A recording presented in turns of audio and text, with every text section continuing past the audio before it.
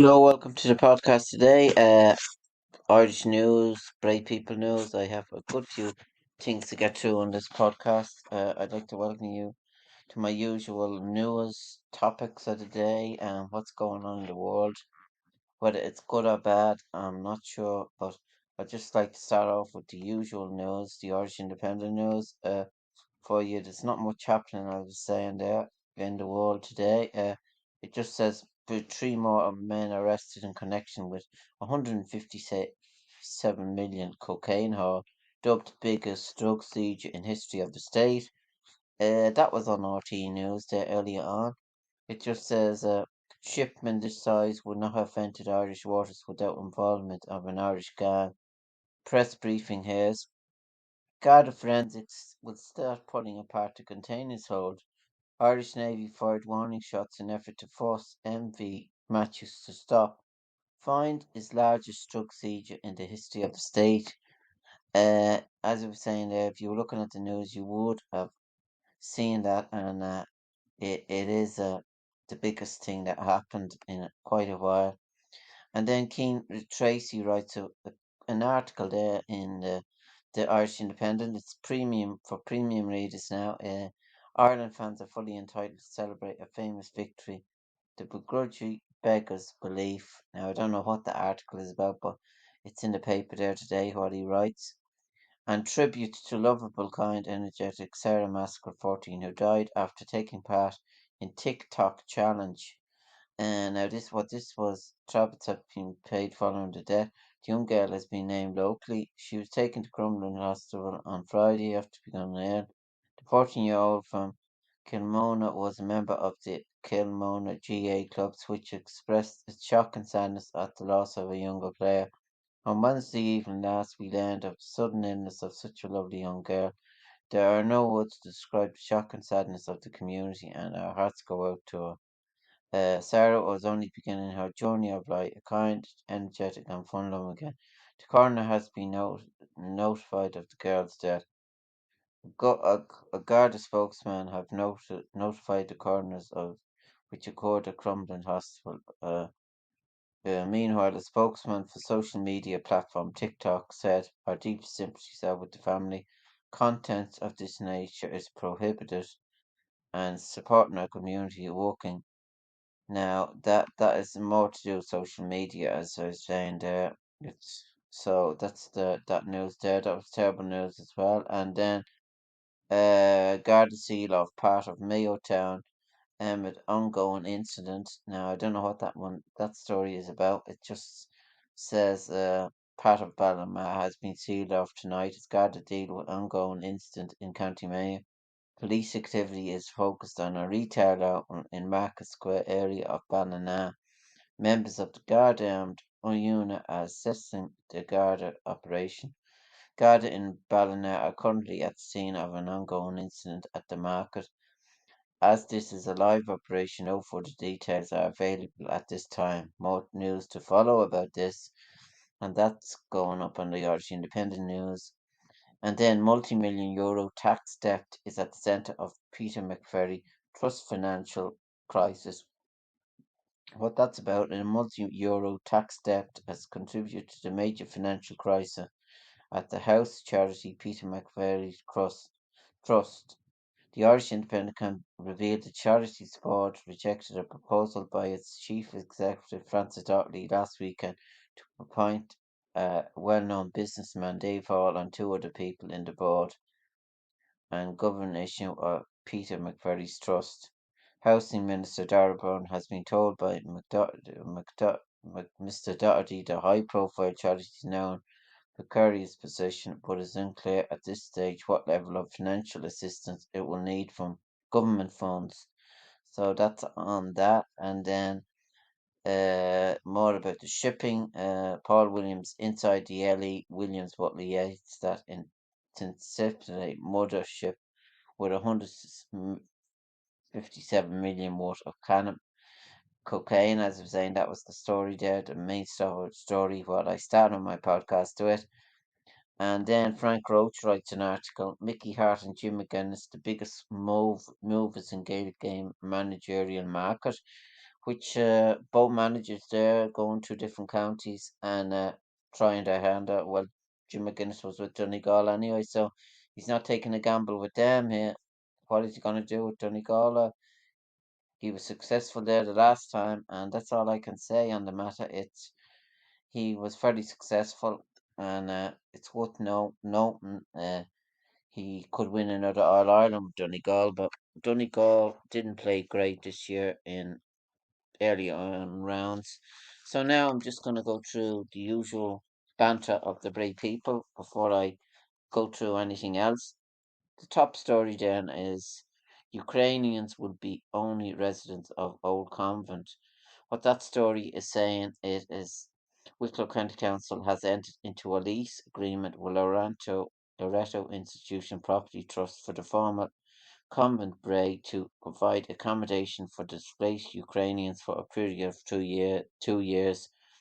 The confirmation and the former convent building, which shares grounds with Lorenta Girls' School, is now connected, but its own entrance and is not run by the school. Board of Management is for Ukrainian family comes amid days of protest at the school for a group called Concerned Bray Residents who said they wish to raise awareness for fears that building is being used to house male refugees. So that's the main headline on that. And then end of a nightmare for Fiona as dad dies. That story is rape survivor and campaigner Fiona Doyle has revealed that her abusive father has died at the Kildare nursing home following a long illness. Mrs. Doyle was abused by her father, Bray native Patrick O'Brien, for over 10 years in the childhood home at McIntosh Park, Pottery Road in Dunleary. He walked away free from prison in October 2009, having served 6 years. It's the end of a nightmare. He was my dad, and hard as he seems to people, I loved him. Miss Doyle added he finally apologized to her for the years of rape and sexual abuse he inflicted on her. I last saw him in March. He did apologize finally. It did help give me some closure. So that's the story then. The two stories there that are on the top. And then in the inside page, politicians tackle constant woes of commuters on 184 bus route. That story is Go Ahead. It's about Go Ahead, actually. Go Ahead is pressed for answers as route that says Bray and wider communities of Greystones be set for issues. There's a few issues there going around. They're late on time. So I've heard this for quite a while. I was on the local radio on East Coast Radio, and if you're listening to the radio, you will know that story there. It's going on for quite a while, and Stephen Matthews is shows you Bray's dart station there. He seems to be doing a lot of work on this issue, and that's the that's that story. And then tributes paid to legend of Bray Wonders Football Club. That's the late Michael Tierney. Michael Tierney, who was the club photographer of Bray Wonders for over 30 years, sadly passed away on Sunday. And his close friends, Vincent Caron, has paid a special tribute to someone who was a best friend for over 30 years and with him travelled. And Pat Devlin, he was also on the radio there. He paid tribute as well. So that's another terrible story there and a sad story. Plans for outdoor space in Roundown and Veal. New project will enhance what's on offer at Fartries Trails. Wicklow Minister District Council received the President during Wicklow's monthly meeting on the Roundwood Reservoir Recreation Project, which will include running and cycling routes as well as play area. 550,000 in funding was secured for the project in 2022 from the Department of Rural and Community Development and will entail an family cycling area, national play trails, and 3K and 5K running routes. Uh, and then more about that Fiona Doyle there. It's abuse survivor Fiona Doyle speaks after death of her father. It's the end of a nightmare. So that's the same story, and it's quite good bit right now. Brave Fiona Doyle says goodbye over coffin of a paedophile father Patrick. Deadline looms to have your say on N11 bus plan. That's Stephen Matthews called on Bray residents to view and make submissions on plans for the N11 bus priority interim scheme ahead of the deadline on Friday, October the 13th. And that's then, I'm just going to go through this fairly quick. Bray service users urge make way day support. Members of Bray Area Partnership and Disability Service met up in Bray recently to show support for the Make Way Day 2023, which took place on Friday. Staff and members from Rehab Bray and Impact in Bray Area Partnership shared a photo opportunity outside Braytown Hall with Make Way Day sign, and there's a nice picture there on it as well. And Laura praises incredible mum at Children in Aid. That's Laura Whitman, who's helping BBC Children in Aid launch its spectacular fundraiser appeal. That's an event then that's on every year as well. And then Purple House goes all Celtic for Culture Night. That was on last Friday actually. It was on. I was looking at it there. There was a program on at 8 o'clock on RT1 about it.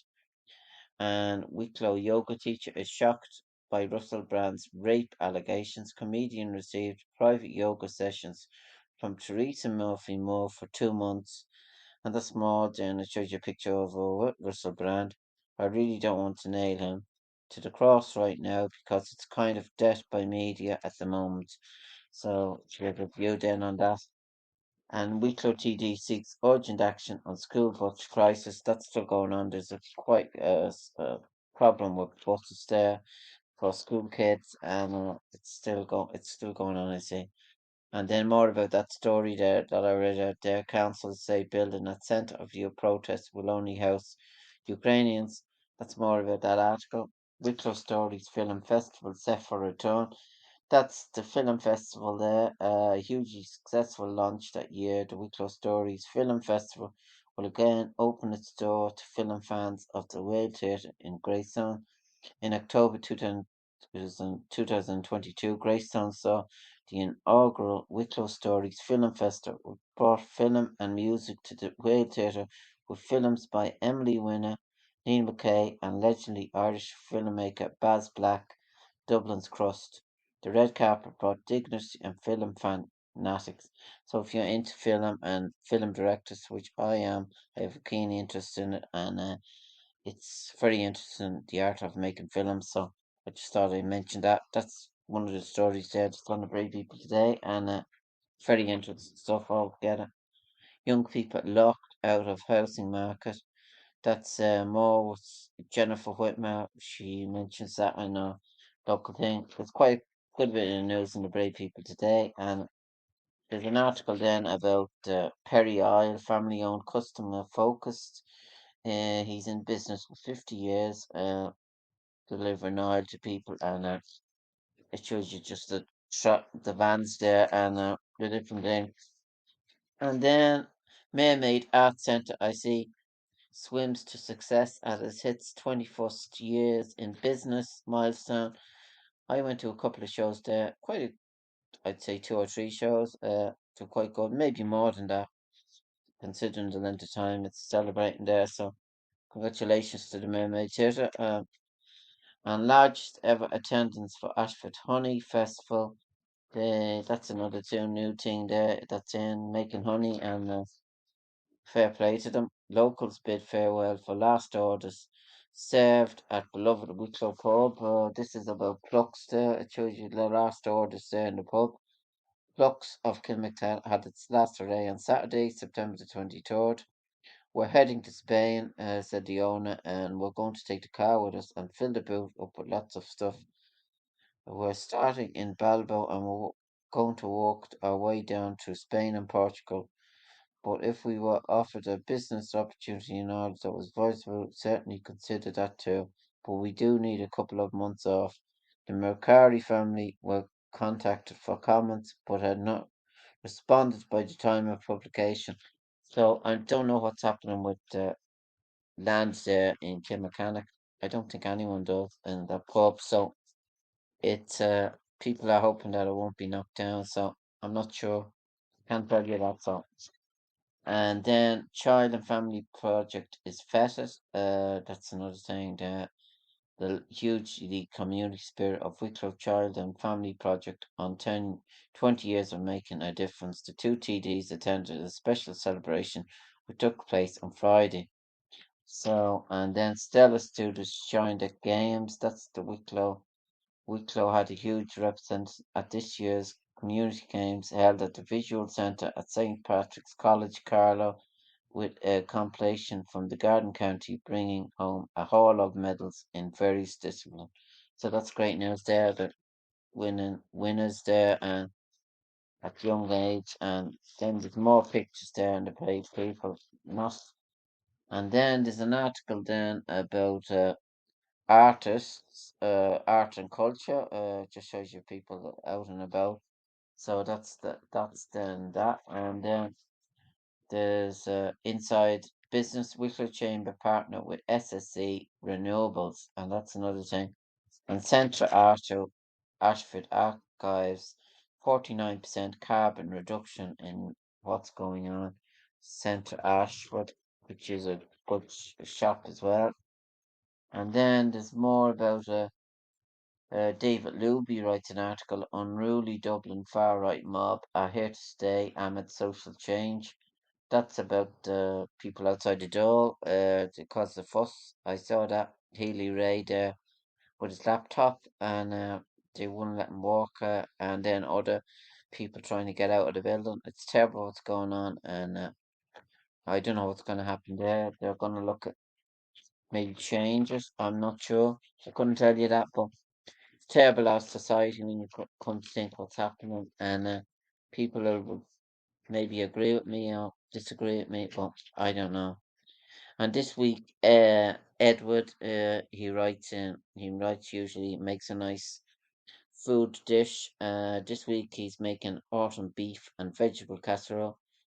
It's lovely for the weather, and the recipe is in the paper. If you want to check that out, his profile, he has a good profile there. I think he's on the TV3 program there, cooking food. Then the films to watch. I see The Exorcist is on next Monday. If anyone has a love there for The Exorcist, 1971, 1973.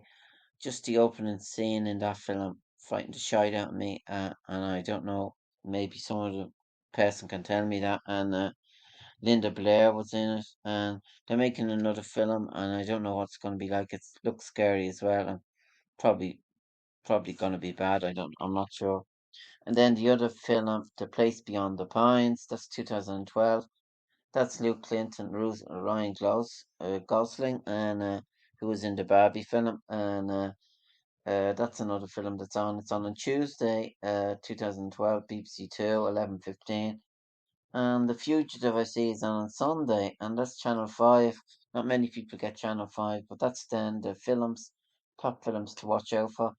This week in 1998, the top song, Millennium, that was really Millennium. That was a popular song, number one. And Coaster with Bewitched. And then Robbie's Jets to number one with James Bond Fantasy. It was like James Bond song, The Millennium, and that's what I was thinking. And then banning dog breeds will not stop dog attacks. That's the American bullies being to be banned in the UK. He's just talking about the different dogs that the banned dog breeds. You notice a lot of them. And then Jim Hawley's National Trail. Our seas and oceans are not very healthy, he says.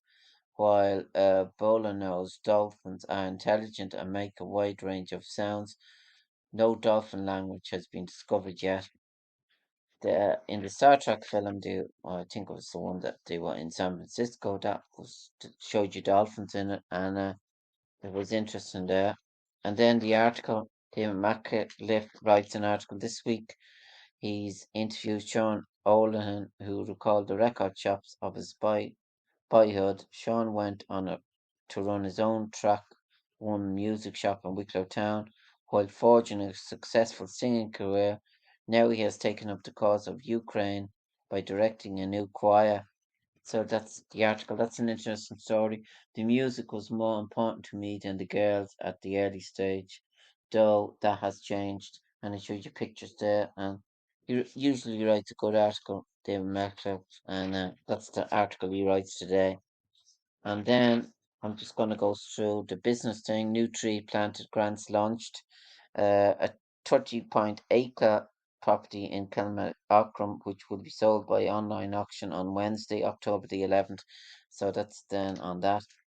And then the Kilmechanic news, it just says more about the Flux thing, and it says more about that on that. So, it's a sad day for Flux, and it happened the other day, Saturday, it closed. So, and then I just go down to the sports section if I can find it. There's usually a good few things on sports, which more about Ireland. It just says Josh stars for heroic Ireland, a precious performance by Josh van der Flair of Ireland of clash with Spring. However, the 30-year-old will fancy his chances of playing some sort of role against Greg Townsend's team in Paris on October the 17th. I just wish them the best of luck against Scotland. They have a good break anyway this week. They're off, so they could do with that. And then just shows you more about rugby there. The local Bray Wonders lost as well. Wexford 2, Bray Wonders 1. They're doing bad at the moment, and I think it's grim for them now at the moment. They're not gonna stay in the first division. I think what they're saying. Somber final chapter in the Bray tale. It just says the reaction of the manager. I heard him on the radio there. He didn't sound really happy there. And then just the local soccer there. There's more about the local soccer.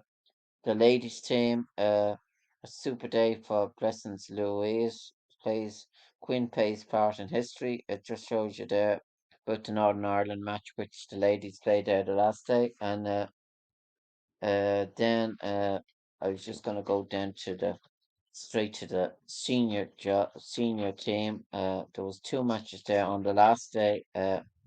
Actually, it's into the football now this week. I'll bring you through that. There's an article there about a difficult situation called for paramedics to attend all games not possible. I'm looking for players who attend and play in our grounds in our county champions to be looked after to the highest standards. That's the thing that happened at the match there. The last day the player was in a bad way. I think he played for Avondale, and the ambulance came, but it's I think he was badly injured his foot or something. So that's just an article then about that, and then lightning protection intermediate hurling. That match now was St Patrick's 219, Ockram 9 points, so they won well there. St Patrick's in intermediate hurling, and then in the other intermediate hurling, it was Bray Emmett's 215, Carnew Emmett's 117. So Bray won in that as well, and I'm sure they have a different team there on that are playing there. Quite quite a little bit different. So that was then. And then the main matches, which were on the last day, I was listening to this match on looking at it on YouTube. It was Carnew Emmett's 14 points, Kiltegan 111. Now that match it went to penalties as well when it was over, and it was a terrible day for the match. I think it was 3-1 in penalties for Carnew Emmett's, but it was very riveting contest. And the scorers then Podge Tool, he scored a goal. Roddy Finn, Shawnee Jerome, he scored 9.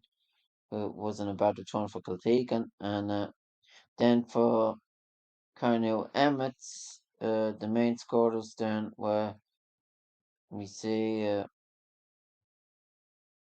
no, I was reading it wrong, outright there, but that they had a good team anyway that were playing there the last day, and that was the main. The penalties were well taken as well, and that's what I was saying. It just shows you a picture then of this Brendan Ryan and Mark Murphy in a tussle possession with Carnew's Jack Doyle and Owen Kavanagh. So it was a good match for the hurling, but it was a bad day.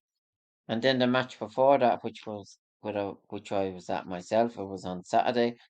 It was Bray now in the final it was Bray Emmett's 217, Glenealy 8 points. So that match was very competitive and very John Keenan was doing it. There was a fight at halftime there, a bit of a fight. He sent two officials, I think, they were kind of off, and one player. So that was John Keenan was refereeing that match, and the top scorers then Chrissy Morehouse won six. He scored 1-6 total, and David Maloney 4 points, and Nesbitt he scored a point. Catlow Donald a point, and Dermot Masterson a point. And then on Glenealy, Michael O'Neil 1 point, Gavin Ware 6 points, and it was an interesting match to look at, and it was quite a tough match as well in every sense in the matter. But the lads done played well and won, and into another final. And the manager then is Paul Carney. He praised his side's character. Manager Paul Carney, his side's character after they came to a vicious battle with Neely in the protection. The character always comes through. I just thought our subs were immense. So that was that. Then that was that bit of news. And then the way I end my podcast, it just says top football sides are for quarterfinals. There's a match then on Saturday, Bray Emmett and Tinnahealy. Now that will be a tough match if I was to call that. The way that Tinnahealy are playing at the moment, Tinnahealy will probably win with Matthew Gang. He's usually a good player there, and then that's the other match. And then Era Oak and Bolton Glass are playing. So Era Oak in Bolton Glass actually it says so. That match, St. Patrick's coming up then with on the same day, St. Patrick's and Blessington. Now, if I was to call that, I don't know what way that'll go because of St. Patrick's will go down. I'd probably give it to St. Pat's that match. That's on Saturday as well. That's at 4 o'clock. And then Greystones in Baltinglass. They're playing in Baltinglass. While over on Toka, and so the meeting of St. Patrick has all the hallmarks of a fine game. It says the two complete football teams line out against each other at 1 p.m. on Sunday, and the meeting of Ayr O Greystones and AGM. That's on a Sunday then, and then Dunlavin and Tinnahealy are fast becoming somewhat of a real present danger to any team. AGM unbeaten in this campaign. The second game in Africa on Sunday could well be a thriller. Ratnew having secured their place in the quarterfinal with the edge of a sealed draw against Baltinglass. So it's Ratnew and Kiltegan, so that's hard to call as well. If I was I'd probably give it to Ratnew. Will be up. It could go to penalties. I'm not sure, but they're my predictions. In them matches. So it's quite competitive men's football team in Wicklow. So I'm not sure who'll win that. So I just thought and then the CSC await referees to report on halftime incident. The Wicklow County Board officials are waiting John Keenan's report before deciding what take an action to the shocking scenes that unfolded at the dressing room, which I mentioned there. I thought it was a disgrace myself, actually. I was at the match. It was a strange return to the carry-on in Wicklow, where apart from incidents at juvenile and final and recent junior, in recent years incidents in numerous other counties made headlines.